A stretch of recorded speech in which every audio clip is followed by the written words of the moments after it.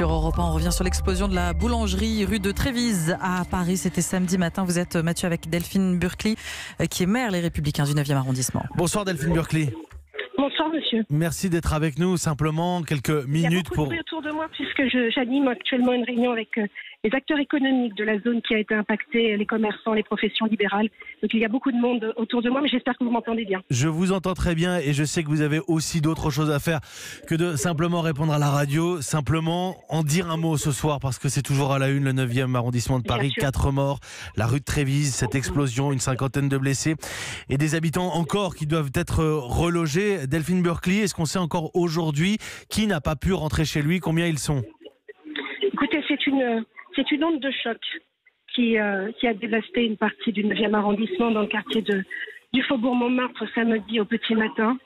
Et je pense bien évidemment aux familles endeuillées, aux nombreux blessés, une soixantaine de blessés qui sont toujours hospitalisés et à ces centaines d'habitants qui n'ont plus de domicile et bien sûr à ces artisans, commerçants et professions libérales qui n'ont plus d'outils de travail. Donc nous travaillons bien évidemment depuis mardi à l'accueil de ces sinistrés. Nous les accompagnons, nous les réconfortons.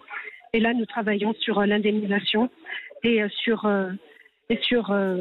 l'information, puisque 2 jours après cette déflagration d'une violence inouïe, les immeubles ne sont toujours pas accessibles. Il y a une douzaine d'immeubles qui ne sont toujours pas accessibles à la population. Je voulais vous demander précisément, Delphine Burkly, vous dites une douzaine d'immeubles parce qu'on a vu plusieurs, selon les sources, 12 ou 16 immeubles qui sont interdits, inaccessibles à la population. Est-ce que vous savez combien d'immeubles? Hier soir, vous aviez 16 immeubles. 24 immeubles ont été évacués par la brigade des sapeurs-pompiers samedi matin. Et je veux vraiment rendre hommage aux pompiers qui ont fait un travail absolument remarquable, qui ont sauvé des vies au péril de leur vie, puisque 2 sapeurs-pompiers ont été tués dans cette explosion, mais des centaines d'habitants ont été sauvés et accueillis à la mairie du 9e tout au long du week-end. 16 bâtiments, en effet, avaient été déclarés en péril et inaccessibles jusqu'à ce matin, où cette liste, puisque les architectes de la préfecture de police ont travaillé d'arrache-pied, tous les services de l'État, de la ville, depuis samedi pour établir un diagnostic.